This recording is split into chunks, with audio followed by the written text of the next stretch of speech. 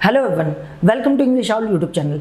आज की इस वीडियो में हम समझने वाले हैं, अगर आप आरआई से 4 इंटीग्रेटेड बीएड करना चाहते हो जो कि बीए बीएड और बीएससी बीएड प्रोवाइड करते हैं, तो क्या प्रोसीजर है, कौन सा एंट्रेंस एग्जाम देना होता है, कौन कौन से आरआई है जो कि हमें ये 4 इंटीग्रेटेड बीएड का कोर्स ऑफर करते हैं, ये सब कुछ हम इस वीडियो में समझने वाले हैं। देखो, सबसे मेन चीज़ क्या है, आरआई का जो स्ट्रक्चर है ना, थोड़ा समझना कॉम्प्लिकेटेड है, तो आपको ये वीडियो बहुत ज़्यादा ध्यान से और कंप्लीट देखना पड़ेगा, तभी आप सारी चीज़ों को समझ पाओगे। अगर आप आधी अधूरी वीडियो देखोगे तो ऑब्वियस सी बात है, कन्फ्यूजन होगी। आपको एक चीज़ और पता होनी चाहिए, हर आरआई के अंदर हर कोई बच्चा एडमिशन नहीं ले सकता। एरिया डिफाइंड है कि इस स्टेट के बच्चे इस वाले आरआई में एडमिशन लेंगे, इस स्टेट वाले बच्चे इस वाले आरआई में एडमिशन लेंगे, ऐसे करके बहुत सारी कॉम्प्लेक्सिटी है, इन सबको समझना बहुत ज़्यादा ज़रूरी है। तो देखो, सबसे पहले अगर हम बात करें आरआई के बारे में, जिन बच्चों को नहीं पता मैं एक बार बता दूँ, रीजनल इंस्टीट्यूट ऑफ एजुकेशन हमारे देश की one of the best institute में आती है। मैं कह सकता हूँ वन ऑफ द क्या, सबसे बेस्ट इंस्टीट्यूट में आता है। अगर आप यहाँ से बीएड कर लेते हो तो इससे बेस्ट कुछ भी नहीं हो सकता। ये जो आरआई होता है, आपको बीए बीएड प्रोवाइड करते हैं, बीएससी बीएड प्रोवाइड करते हैं, इसके अलावा जो 2 ईयर का नॉर्मल बीएड है वो प्रोवाइड करते हैं, एमएड प्रोवाइड करते हैं, इंटीग्रेटेड एमएड प्रोवाइड करते हैं। एजुकेशन की फील्ड में अगर आप पीएचडी करना चाहो तो बहुत तरह के एजुकेशन की फील्ड में कोर्सेज प्रोवाइड करते हैं। कहा जाए तो अगर आप एजुकेशन की फील्ड में अगर अपना करियर बनाना चाहते हो तो आरआई से बेस्ट ऑप्शन कुछ भी नहीं हो सकता। अगर हम बात करें अपने देश में, तो हमारे देश में टोटल मिलाकर के 5 आरआई आपके सामने देख सकते हो। RI Bhopal, RI Ajmer, RI Bhubaneswar, RI Mysore और जो NERI शिलोंग है। ये टोटल 5 आरआई हमारे देश के अंदर, ठीक है। अब इनमें से कौन कौन से जो आरआई वो आपको 4 इंटीग्रेटेड बीएड प्रोवाइड करते हैं, ये हमें समझना पड़ेगा। देखो, जैसे कि मैंने आपको बताया टोटल 5 आरआई है, क्या पांचों के पांचों में 4 इंटीग्रेटेड बीएड प्रोवाइड करते हैं? तो आंसर है नहीं। इसमें से सिर्फ 4 ही ऐसे आरआई है जो कि हमें ये बीएड 4 इंटीग्रेटेड बीएड प्रोवाइड करते हैं। उसमें भी 2 जो है आरआई वो अलग तरीके से प्रोवाइड करते हैं, 2 अलग तरीके से। तभी मैं कह रहा हूँ कि थोड़ा सा कॉम्प्लिकेटेड है इसे समझना, तो ज़्यादा टाइम ना वेस्ट करते हुए मैं आपको समझाता हूँ कि क्या क्या प्रोसीजर है। तो आई होप आपको आरआई के बारे में समझ आ गया होगा कि आरआई हमारे देश में टोटल 5 है, जिसमें से 4 जो आरआई है वो हमें बीएड का कोर्स प्रोवाइड करते हैं। मैं बात कर रहा हूँ 4 इंटीग्रेटेड बीएड के बारे में, ठीक है। अच्छा, अगर हम बात करें 4 इंटीग्रेटेड बीएड के बारे में, अच्छा ये चीज़ आपको पता होगी, जो हमारा NCERT है ये पूरा गवर्न करता, पूरा रेगुलेट करता आरआई को, यानी आरआई पूरी तरह से NCERT के द्वारा रन किया जाता है, यानी बहुत ही ज़्यादा यहाँ पे क्वालिटी एजुकेशन आपको मिलने वाली है, ठीक है। तो मैं तो आपको कहूँगा, अगर आप बीएड करना चाहते हो, चाहे वो 4 इंटीग्रेटेड बीएड हो या नॉर्मल 2 ईयर का बीएड हो या एमएड करना चाहते हो, आपकी फर्स्ट प्रायोरिटी आरआई ही होना चाहिए मेरे अकॉर्डिंग, ठीक है। चलो, अब ज़्यादा टाइम वेस्ट ना करते हुए हम एक बार चीज़ें समझ लेते हैं। तो जैसे कि मैंने आपको बताया, जो आरआई है आपको BSc BEd, BCom BEd, MSc BEd, इसके अलावा बीएड जो बीएड एमएड है वो प्रोवाइड करती है, जो कि 3 साल का कोर्स होता है, ठीक है। इसके अलावा बीएड 2 ईयर का प्रोवाइड करती है, एमएड प्रोवाइड करती है, ठीक है। तो बहुत सारे कोर्सेज प्रोवाइड करती है, जैसे कि आप सामने देख सकते हो। आज की इस वीडियो में हम बेसिकली बात करने जा रहे हैं बीएससी बीएड के बारे में और बीए बीएड के बारे में, जो कि 4 साल का इंटीग्रेटेड बीएड है, जो कि ITEP के अंदर आता है।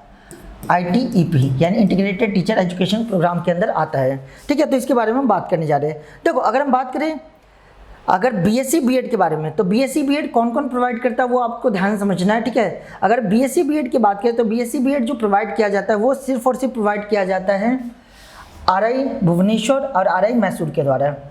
आरआई भुवनेश्वर की अगर बात करें तो यहाँ पे ध्यान रखना, साइंस अगर आप बीएससी बीएड करना चाहते हो तो उसमें 2 ग्रुप होते हैं, एक फिजिकल साइंस ग्रुप होता है और एक बायोलॉजिकल साइंस ग्रुप होता है, ठीक है। अगर आप फिजिकल साइंस ग्रुप से करना चाहते हो तो यहाँ 55 सीट्स है, 55 सीट्स है। वही अगर आप बायोलॉजिकल ग्रुप से करना चाहते हो तो वहाँ पर भी 55 सीट्स है। और वही अगर आप आरआई मैसूर से करना चाहते हो तो वहाँ पर भी 55 सीट्स फिजिकल साइंस के अंदर है और यहाँ पे भी 55 सीट्स है।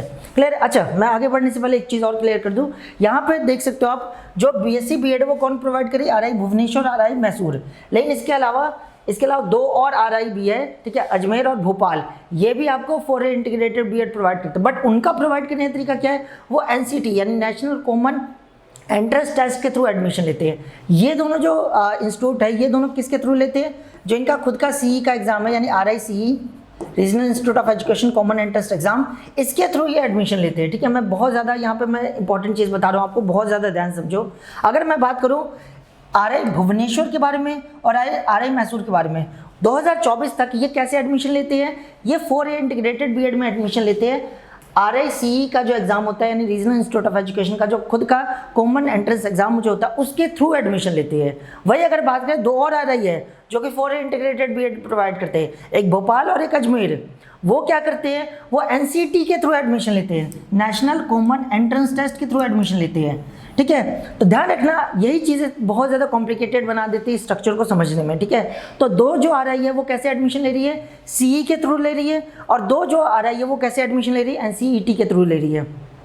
तो आप जिसको भी टारगेट करें उसके अकॉर्डिंग आपको देखना पड़ेगा। अगर आप टारगेट कर रहे हो भुवनेश्वर या मैसूर को, तो उस केस में आपको सीई का एग्जाम देना पड़ेगा। वही अगर आप टारगेट कर रहे हो अजमेर और भोपाल को, तो उस केस में आपको एनसीटी को टारगेट करना पड़ेगा।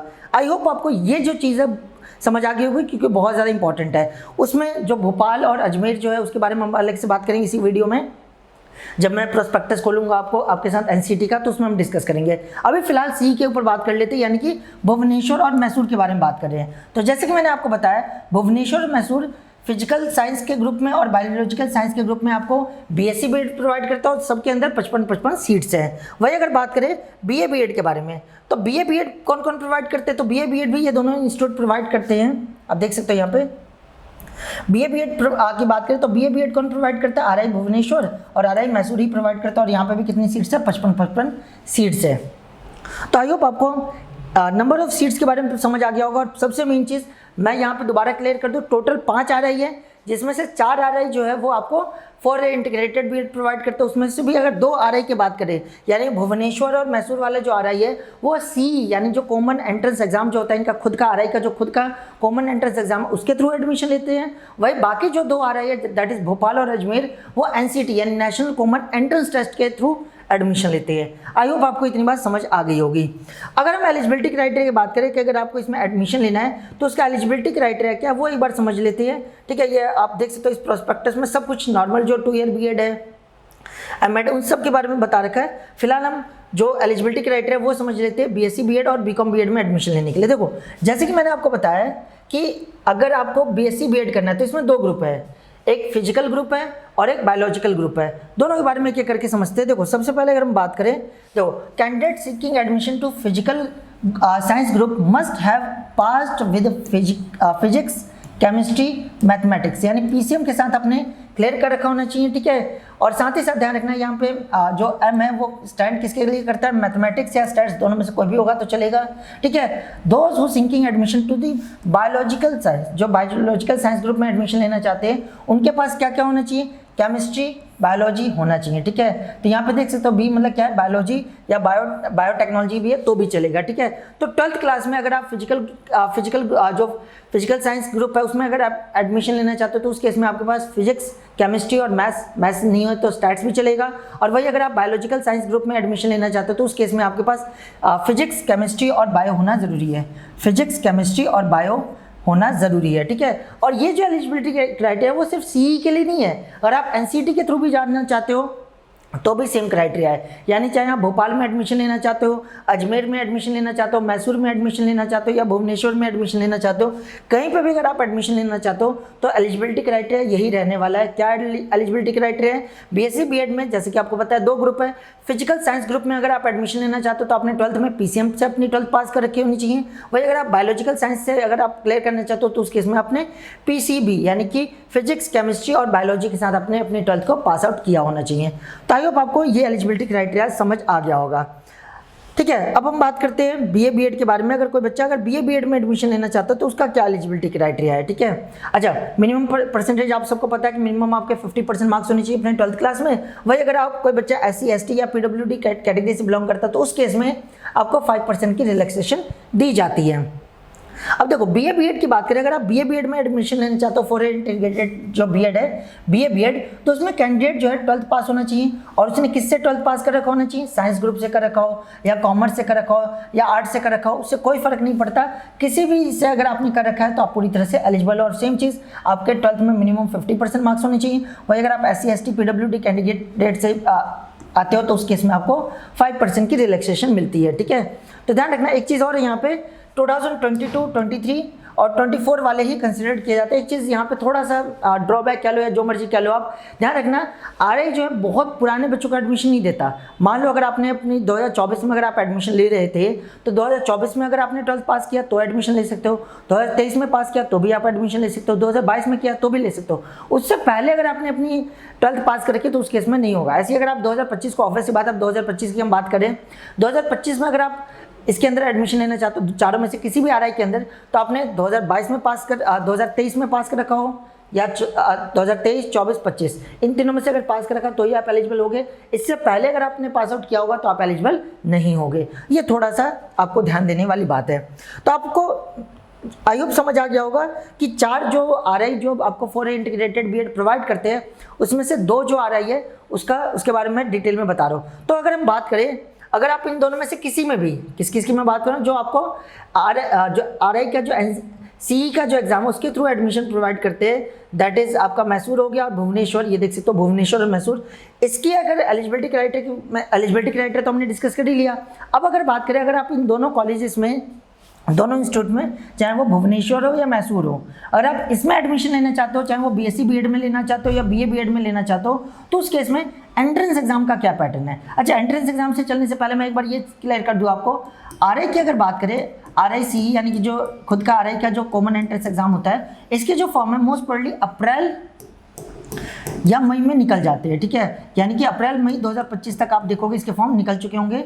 आपको ज़रूर फिल कर लेना है अगर आप आरआई भुवनेश्वर या आरआई मैसूर को टारगेट कर रहे हो तो, ठीक है।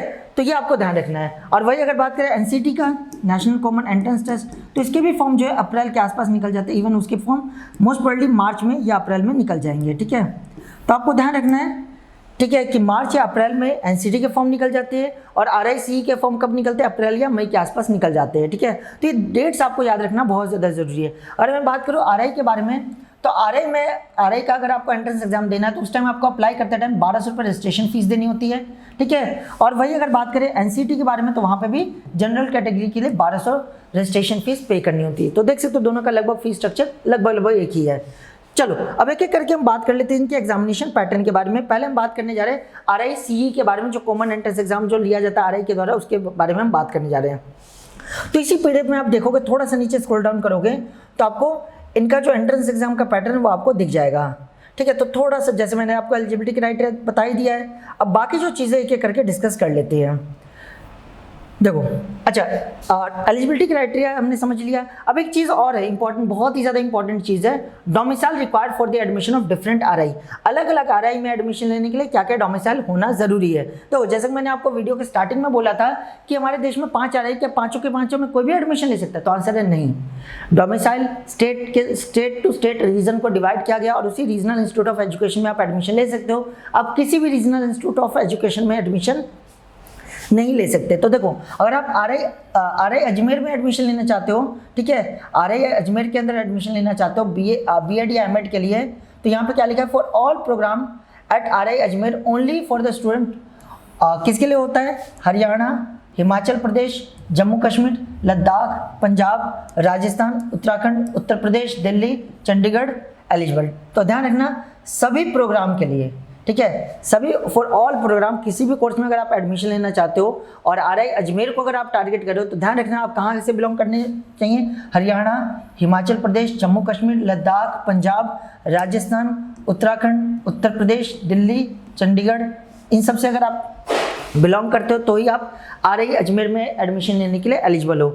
वही अगर हम बात करें, अगर कोई बच्चा आरआई भुवनेश्वर में एडमिशन लेना चाहता है, आरआई भुवनेश्वर में एडमिशन लेना चाहते हैं, तो क्या क्राइटेरिया वो ध्यान समझते हैं। फॉर बीएससी बीएड या बीए बीएड के लिए, ठीक है, program course RI Bhubaneswar only the candidate from the state of Arunachal Pradesh, Assam, Bihar, Jharkhand, Manipur, Meghalaya, Mizoram, Nagaland, Orissa, Sikkim, Tripura, West Bengal, Andaman and Nicobar island, यही लोग एलिजिबल है, यही स्टेट वाले एलिजिबल है कि कहाँ पे एडमिशन लेने के लिए, आरआई भुवनेश्वर में एडमिशन लेने के लिए एलिजिबल है। आरआई भोपाल की बात करें, आरआई भोपाल में कौन कौन एडमिशन ले सकते हैं, आरआई भोपाल में ध्यान रखना मध्य प्रदेश, छत्तीसगढ़, महाराष्ट्र, गुजरात, गोवा, दमन एंड दीव, इसके अलावा दादर नागर हवेली, ये लोग एलिजिबल है किसके लिए? आरआई भोपाल के लिए। ठीक है, तो आरआई भोपाल के लिए कौन कौन एलिजिबल है मैं दोबारा रिपीट कर देता हूँ। मध्य प्रदेश, छत्तीसगढ़, महाराष्ट्र, गुजरात, गोवा, दमन एंड दीव और दादर नागर हवेली, ये स्टेट या जो यूटी वाले ही एलिजिबल है आरआई भोपाल में एडमिशन लेने के लिए। ठीक है, तो ये पूरा पीडीएफ मैं टेलीग्राम चैनल पर डाल दूंगा, तो आप सबने अगर टेलीग्राम चैनल नहीं ज्वाइन कर रखा है आप ज़रूर ज्वाइन कर लो, क्योंकि वहाँ पे सारी इंपॉर्टेंट पीडीएफ ये सारी चीज़ें मैं शेयर करता रहता हूँ ताकि आप खुद से भी चीज़ों को एनालाइज कर सको। टेलीग्राम चैनल का लिंक जो है आपको डिस्क्रिप्शन में मिल जाएगा, आप ज़रूर उसे चेकआउट करो। चलो वही अगर आप बात करें, अगर आप आरआई मैसूर के अंदर एडमिशन लेना चाहते हो, ठीक है, बीएससी बीएड या किसी भी कोर्स में, तो उस केस में क्या कौन कौन से स्टेट्स को कंसिडर किया जाता है? ध्यान रखना, आंध्र प्रदेश, कर्नाटका, केरला, तमिलनाडु, ठीक है, Telangana and UT of Puducherry, और पुडुचेरी और लक्षद्वीप जो है उसी को कंसिडर किया जाता है। वही अगर आप NERI शिलोंग में अगर आप एडमिशन लेना चाहते हो तो उस केस में क्या है? अरुणाचल प्रदेश, असम, मणिपुर, मेघालय, मिजोरम, नागालैंड, सिक्किम, त्रिपुरा ही एलिजिबल है। ठीक है, तो मैंने सभी आरआई के बारे में बता दिया कि किसी भी पांचों में से किसी भी आरआई को अगर आप टारगेट कर रहे हो तो किस आरआई में कौन से डोमिसाइल को कंसीडर किया जाता है और किसको नहीं किया जाता, मैंने A to Z सब कुछ बता दिया है। ऑब्वियस सी बात है, इतनी बातें आप याद नहीं रख पाओगे, तो ये पूरा मैं टेलीग्राम चैनल पर डाल दूंगा, वहाँ पर जरूर डाउनलोड करके पीडीएफ को डाउनलोड करके एक बार जरूर रीड कर लेना। तो आपको डोमिसाइल के बारे में भी समझ आ गया होगा कि अगर आपको इन अलग अलग आरआई में एडमिशन लेना है तो उसके लिए क्या क्या डोमिसाइल होना चाहिए। अब हम बढ़ते हैं, जैसे कि मैंने एलिजिबिलिटी क्राइटेरिया आपको बता दिया था, रजिस्ट्रेशन फीस मैंने बता दिया था कि अगर आप जनरल कैटेगरी से बिलोंग करते हो, जनरल या ओबीसी कैटेगरी से, तो आपको 1200 रुपये रजिस्ट्रेशन फीस देना पड़ता है। SC/ST कैटेगरी से बिलोंग करते हो तो 600 रुपये, PWD कैंडिडेट तो भी 600 रुपये, और EWS यानी इकोनॉमिकली वीकर सेक्शन में आते हो तो भी आपको 600 रुपये फी पे करना पड़ता है। ठीक है, वही अगर NCT की बात करें, जो नेशनल कॉमन एंट्रेंस एग्जाम होता है, अगर आप जनरल कैटेगरी से बिलोंग करते हो तो 1200 रुपये पे करना पड़ता है। ओबीसी कैटेगरी से बिलोंग करते हो तो 1000 रुपये पे करना पड़ता है। और आप SC/ST PWD या थर्ड जेंडर से बिलोंग करते हो तो वहाँ पे 600 फी पे करना पड़ता है। ठीक है, तो ये सारी फी स्ट्रक्चर हो गई। ठीक है, चलो मिनिमम एलिजिबिलिटी क्राइटेरिया मैं ऑलरेडी बता चुका हूँ। अब हम बढ़ते आगे कि हमारा एग्जामिनेशन पैटर्न क्या होता है। आ जाते हैं हम इस पर। देखो मैं दोबारा रिपीट करूँ, मैं यहाँ पे बात कर रहा हूँ मैसूर और भुवनेश्वर के बारे में, भोपाल और अजमेर के बारे में अभी हम इसके बाद डिस्कस करेंगे। जैसे कि मैं बार बार रिपीट करूँ, टोटल 4 आरआई है, 2 आरआई जो है सीई के थ्रू एडमिशन लेती है, दैट इज भुवनेश्वर और मैसूर, और 2 जो अजमेर और भोपाल जो है वो एनसीटी के थ्रू एडमिशन लेती है। तो एनसीटी का भी हम डिस्कशन अभी करेंगे। ठीक है, तो पहले हम अगर आप भुवनेश्वर या मैसूर को टारगेट कर रहे हो तो उस केस में आपको सीई से गुजरना पड़ता है। सीई का अगर एंट्रेंस एग्जाम की बात करें तो इसमें ध्यान रखना 3 सब्जेक्ट पूछे जाते हैं। अगर सीई की बात करें यानी जो आरआई का खुद का जो कॉमन एंट्रेंस एग्जाम होता है उसमें ध्यान रखना टोटल 3 सब्जेक्ट पूछे जाते हैं। कौन कौन से सब्जेक्ट? लैंग्वेज पूछा जाता है, यानी इंग्लिश पूछी जाती है। ठीक है, टीचिंग एप्टीट्यूड पूछा जाता है और रीजनिंग पूछी जाती है। ठीक है, लैंग्वेज के 20 क्वेश्चन होते हैं, टीचिंग एप्टीट्यूड के 30 क्वेश्चन होते हैं और रीजनिंग के भी 30 क्वेश्चन होते हैं, यानी कुल मिला के 80 क्वेश्चन आपसे पूछे जाते हैं। टोटल कितने क्वेश्चन पूछे जाते हैं? 80 क्वेश्चन पूछे जाते हैं। अगर आप सही करते हो तो आपको 2 नंबर रिवॉर्ड किए जाते हैं, 2 नंबर आपको मिलते हैं, और गलत करने पे -0.5 की नेगेटिव मार्किंग भी होती है। तो आई होप आपको मार्किंग स्कीम समझ आ गया होगा। ठीक है, देखो लेकिन यहाँ पे एक चीज़ याद रखना, यहाँ पे जो है हम बात करें 4A इंटीग्रेटेड बीएड के बारे में, तो अगर 4A इंटीग्रेटेड बीएड की बात करें तो वो किस में आता है? ग्रुप ए के अंदर आता है। ग्रुप ए क्या है मैं अभी समझाता हूँ, यानी बीएससी बीएड करो या बीए बीएड करो। ठीक है, मैं यहाँ पे बेसिकली इसी की बात करूँ, एमएससी बीएड की मैं बात नहीं, एमएससी बीएड की मैं बात नहीं कर रहा हूँ, मैं यहाँ पे बात किसकी कर रहा हूँ? बीएससी बीएड या बीए बीएड, जो कि 4 साल का इंटीग्रेटेड बीएड है, और आप इसमें एडमिशन लेने जा रहे हो तो आपको ग्रुप ए का एग्जाम देना होता है। बेसिकली ग्रुप ए होता क्या है? टोटल इन्होंने जो सीई का एग्जाम उसे 3 ग्रुप में बांट रखा है, group A, group B, group C. Group A obvious सी बात है थोड़ा उसका लेवल जो होगा थोड़ा इजी होगा, ग्रुप बी का लेवल थोड़ा मॉडरेट होगा और ग्रुप सी का लेवल थोड़ा सा हाई लेवल का होगा। ठीक है, ग्रुप ए में जो कि बीएससी बीएड और बीए बीएड के लिए होता है, उसमें अगर आपको एडमिशन लेना है तो यहाँ पे लिखा है the level of the question will be such as expected on the candidate competing higher secondary level यानी सीनियर सेकेंडरी लेवल, यानी 10th 12th लेवल के आपको क्वेश्चन पूछे जाएंगे, इससे ऊपर लेवल के क्वेश्चन आपसे नहीं पूछे जाएंगे। क्लियर ये बात? तो आपके अंदर मतलब इसमें जो लैंग्वेज के क्वेश्चन पूछे जाएंगे, टीचिंग एप्टीट्यूड के क्वेश्चन पूछे जाएंगे या रीजनिंग के क्वेश्चन पूछे जाएंगे, वो 12th स्टैंडर्ड को ध्यान में रख करके पूछे जाएंगे, बहुत ही ज़्यादा मुश्किल क्वेश्चन नहीं पूछे जाएंगे। देखो अगर हम बात करें जो आरआई का जो सीई का एग्जाम का जो प्रिपरेशन थी हम कई सालों से करा रहे हैं, अगर आप में से कोई भी स्टूडेंट हमारे साथ जुड़ करके अगर आप आरआई का प्रिपरेशन करना चाहते हो, आरआई सीई का एडमिशन करना, आरआई में एडमिशन लेना चाहते हो, चाहे वो भुवनेश्वर हो या मैसूर हो या अजमेर हो या भोपाल हो, इसके लिए आप हमारे कोर्सेज़ को परचेज़ कर सकते हो। हम इसकी तैयारी कई सालों से करा रहे हैं और हमारे बहुत सारे सिलेक्टेड कैंडिडेट बहुत सारे आरआई में ऑलरेडी पढ़ चुके हैं। तो आपको कैसे एडमिशन लेना है उसके लिए आप जस्ट हमारे डिस्क्रिप्शन में आप देखोगे तो हमारा फ़ोन नंबर मिल जाएगा आपको, जस्ट उस पर आप कॉल करो, सारी डिटेल आपको मिल जाएगी। इसके अलावा आप प्ले स्टोर से हमारा ऐप ASUG के नाम से आपको हमारा ऐप मिल जाएगा, ASUG के नाम से आप क्या कर सकते हो, हमारा प्ले स्टोर पे ऐप मिल जाए, उसे आप डाउनलोड कर लो, ठीक है। वहाँ पे भी आपको सारी इन्फॉर्मेशन मिल जाएगी। या अगर आप दिल्ली से बिलोंग करते हो, दिल्ली में रहते हो, तो वेस्ट दिल्ली में तिलक नगर मेट्रो स्टेशन के जस्ट पास में ही हमारा सेंटर है, ठीक है। आप वहाँ पे भी आकर के डायरेक्टली फेस टू फेस अपनी जो भी डाउट्स है वो क्लियर करा सकते हो, अपनी काउंसलिंग करा सकते हो फ्री ऑफ कॉस्ट, और आप चाहो तो हमारे कोर्सेज को भी परचेज कर सकते हो। तो ये सारे ऑप्शन आपके पास अवेलेबल है। अगर आप ये श्योर शॉट करना चाहते हो कि आपका एडमिशन 2025 में आरआई में हो जाए, तो आपको हमारे साथ मिल करके जुड़ करके तैयारी ज़रूर करना चाहिए।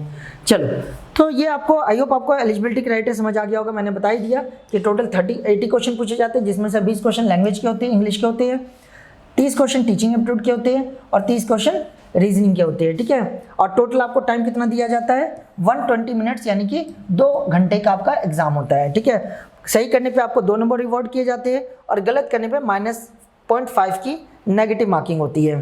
तो आई होप आपको समझ आ गया होगा, ये सारी चीज़ें यहाँ पे लिखा हुआ है, ठीक है। चलो, तो अब यहाँ पे मैंने क्या बात की, मैंने पूरी तरह से आपके साथ डिस्कस किया भुवनेश्वर और मैसूर के बारे में। अब हम बात करने जा रहे हैं कि अगर आप भोपाल या अजमेर, यहाँ से अगर आप बीएड करना चाहते हो, फॉर इंटीग्रेटेड बीएड करना चाहते हो, तो उसका क्या एलिजिबिलिटी क्राइटेरिया है। एलिजिबिलिटी क्राइटेरिया तो सेम है, बेसिकली एंट्रेंस एग्जाम का पैटर्न क्या है, उसके लिए कौन सा फॉर्म फिल करना होता है। तो ध्यान रखना, अगर आप भोपाल और अजमेर को टारगेट करो तो उस केस में आपको नेशनल कॉमन एंट्रेंस एग्जाम से गुजरना पड़ेगा, एनसीटी का आपको एग्जाम देना पड़ेगा।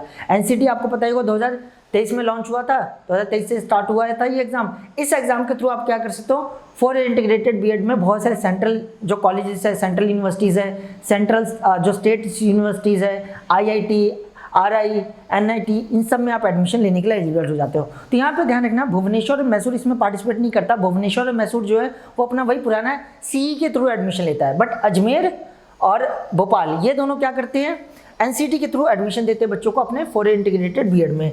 तो देख सकते हो, अगर मैं इसकी बात करूँ इस कोर्स के बारे में, तो इसमें आप थोड़ा सा नीचे स्क्रॉल डाउन करोगे तो आपको सारी डिटेल मिल जाएगी, ठीक है। मैं यहाँ पे इसके एंट्रेंस एग्जाम के बारे में बताने से पहले आपको मैं अजमेर और भोपाल इन सब के दिखा देता हूँ कि कितनी सीट्स अवेलेबल है और कौन से कोर्स में आपको प्रोवाइड करते हैं। मैं एक बार ये दिखा देता हूँ आपको। थोड़ा सा आप इस PDF को नीचे स्क्रॉल डाउन करोगे तो आपको सारी चीज़ें दिख जाएगी।